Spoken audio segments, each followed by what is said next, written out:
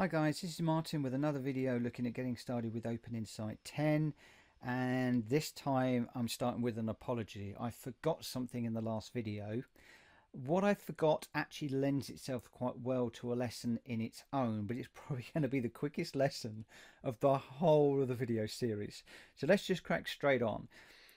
In the previous lesson we created our application entry window, and that's great. But we didn't tell OpenInsight that this is our window that we want to run when we launch the application. Duh. So let's do that now. So if we go into settings and application settings, in here there's an option for entry point window, and it's blank at the moment. Click on the setup entry point button, and we can get rid of the display inherited entries because we're not interested in those entities at all. And what we're interested in is our app entry one. So we uncheck the no application entry point. You don't have to have an entry point, it's entirely up to you. We want one. We'll select our app entry form and we'll click OK, and then we'll click OK to close down the application settings, and it will prompt us to say that OpenInsight needs to be restarted before that selection will come into force.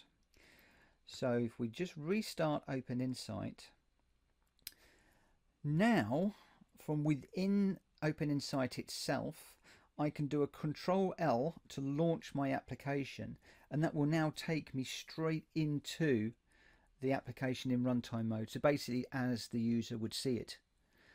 Now the other thing that we can do within our system, remember we set up a shortcut for our users recently.